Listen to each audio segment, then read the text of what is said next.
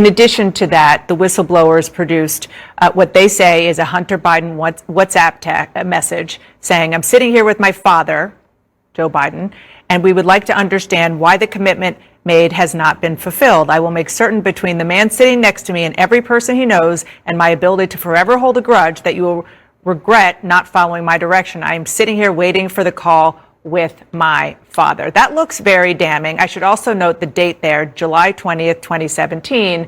And what Hunter Biden has said over and over again is that at that time, he had a very serious crack addiction. He did have a very serious drug problem. However, listen, the president, Joe Biden, has repeatedly said, "I've never spoken to my son about his business dealings."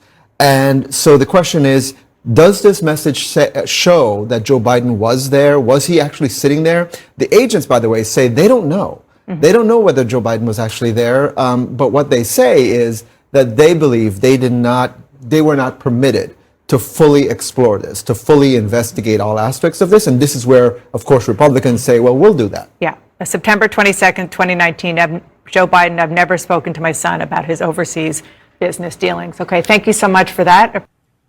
Right. So this is from 2017. Joe Biden is no longer vice president. He's also not yet running for president. And so this is a message that is purported to come from Hunter Biden to a business partner, China, that he's trying to get them to pay up. And so here's what the message says in part. "I am sitting here with my father. We would like to understand why the commitment made has not been fulfilled." He goes on to suggest that there might be some grudges held by him along with members of his family. And then he ends it with saying, "I am sitting here waiting for the call with my father." The importance of that is simply this. Again, Joe Biden is not in office. He's not a government official at the time. But the president has repeatedly said that he never talked business with his son, never got involved with his son's business interests. And so that's where potentially the conflict could be. The other issue here is that the agents say that they were not allowed to fully investigate these messages.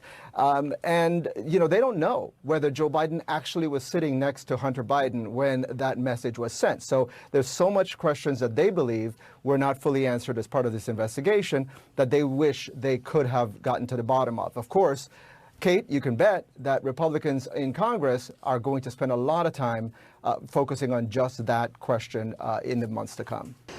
There are these messages, Shan, that Hunter Biden allegedly sent to a Chinese CEO in which he invokes his father multiple times. We should point out Joe Biden was out of office when these text messages were sent, but he says, quote, "I'm sitting here with my father and we would like to understand why the commitment has not been fulfilled."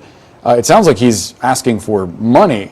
The whistleblowers, though, they're alleging that investigators weren't allowed to ask about Joe Biden when conducting interviews. How do you read that?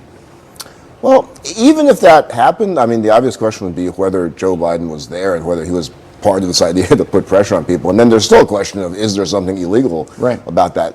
In terms of them not being allowed to pursue that, that's not uncommon, not just from prosecutors, but from supervisors. I've worked on cases where agents, even me, wanted to go a direction, and the FBI supervisor may say, "No, we're not going there. It's discretionary." They feel it's a fishing expedition.